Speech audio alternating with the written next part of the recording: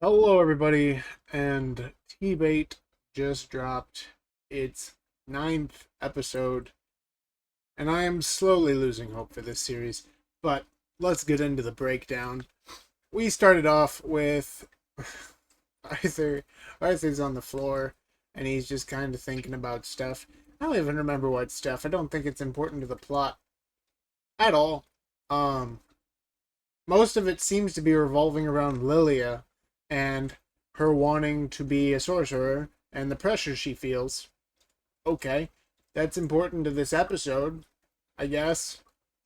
Um, a lot of the stuff that I was thinking was going to be set up in this episode, or at least the episode where all the stuff that happened in this episode would come into play, did not.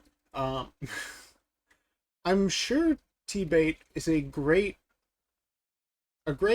art piece, at least like as its web novel form. I've heard great things, but I'll discuss how this anime has gone so far after I get through the breakthrough. This is just we'll talk about it. Of course, super flamboyant man ends up cutting our main character's hair. Arthur gets a little haircut after washing the dragon.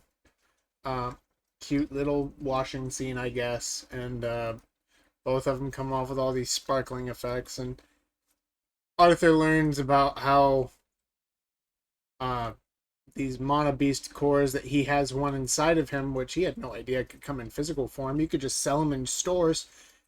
He learns that these things can keep you alive for 250 years just by selling one of them. They're worth that much. Just, they'll keep you afloat for 250 years. I don't think humans live that long, but they can keep you alive for 250 years. So that's like multiple of your generations.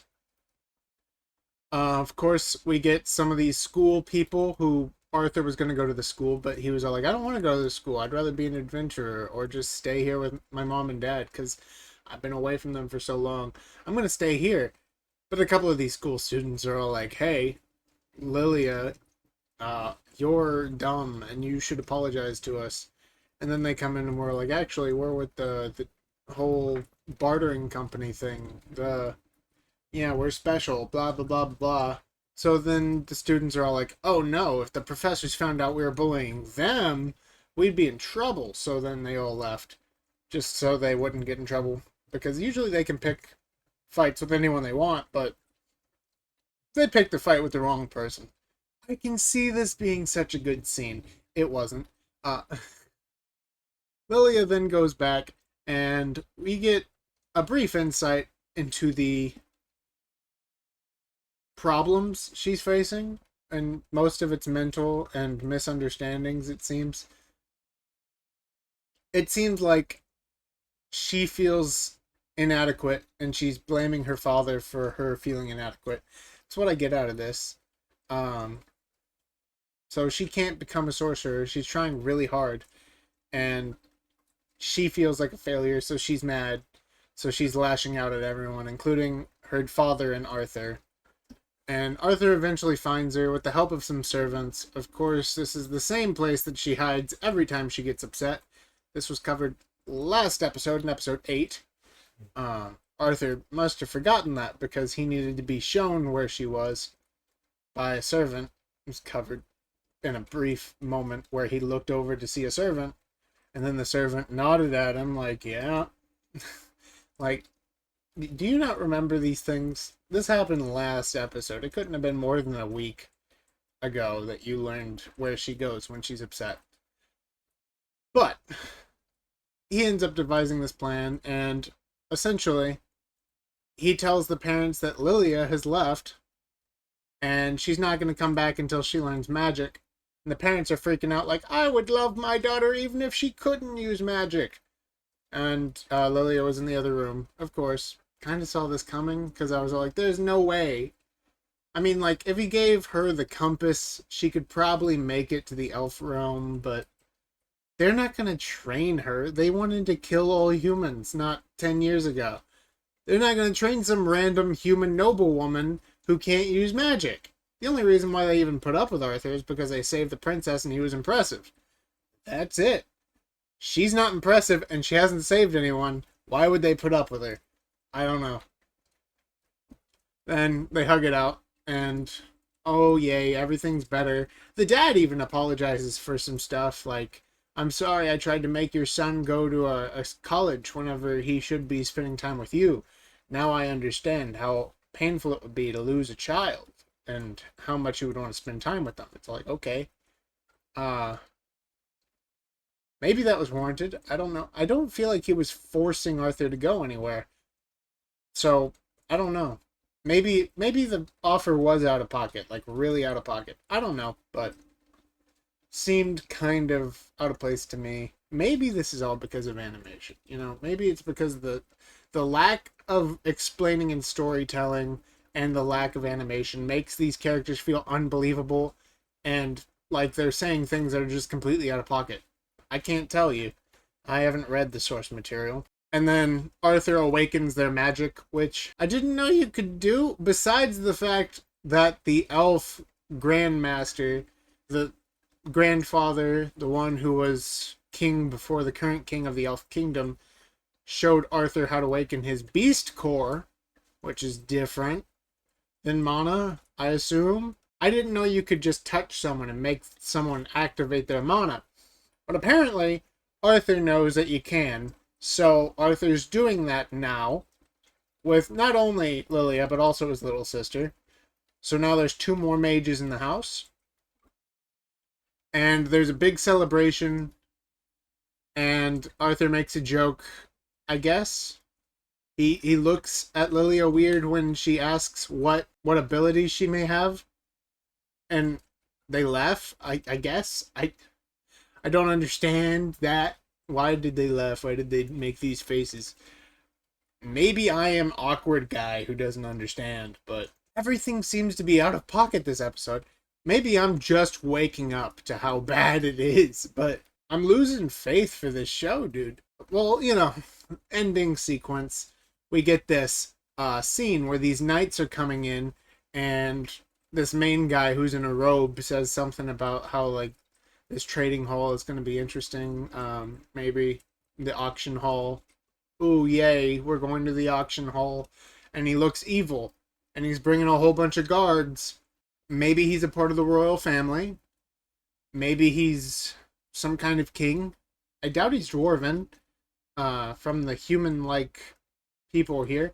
I figure dwarves are going to be a little bit shorter, a little bit more stout. But we haven't seen a dwarf yet, so we can't say for sure.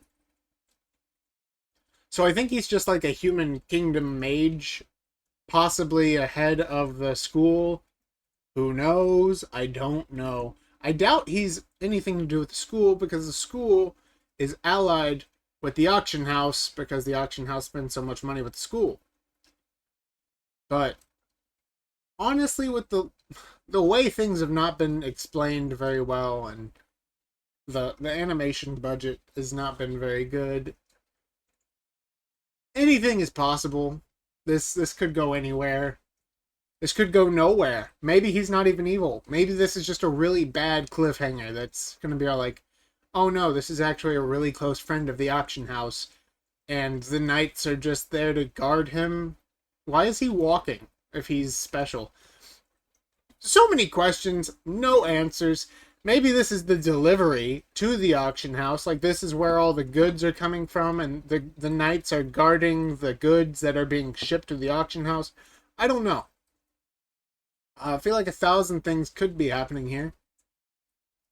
But I definitely think it's an envoy. Someone is coming to the auction house. I don't think it is them bringing stuff. I just don't understand why this guy's walking. If he's the main character we should be looking for or looking out for. They didn't hint at anyone inside the carriage. Maybe the people inside the carriage are just like a king and queen. They didn't want to release that. Or maybe they're not important characters, even though they're a king and queen or some heads of some place or student body members. I don't know, but I cannot stress this enough. Continually growing more and more disappointed with this series. I was impressed probably 2 episodes ago with like the level of character development that had happened, and I was like, oh yay, Arthur is smiling more now, and we've learned his limits, that he's not super powerful. And then we had some complicated stuff happen last episode where it was actually his mana is this color when he said it was supposed to be this color. It was supposed to be red, but it looked golden to me. And then, like, 5 other things happened. And I'm all like, there's no way.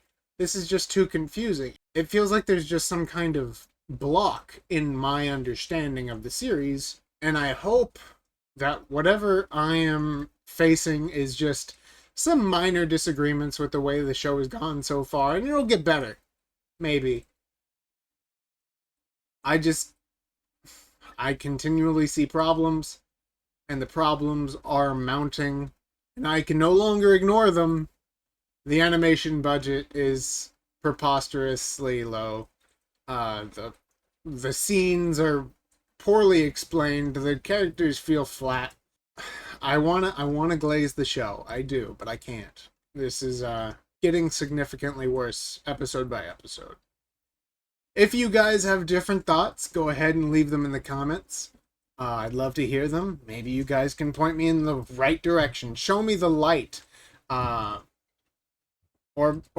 break me down into further darkness and depravity of not liking the show. I don't know. I know the author apologized in the best way he could without breaking probably NDA and being mean to the company who he is currently on the payroll of, but it's rough. If you like this content and these brutally honest takes of mine, consider subscribing and liking the video.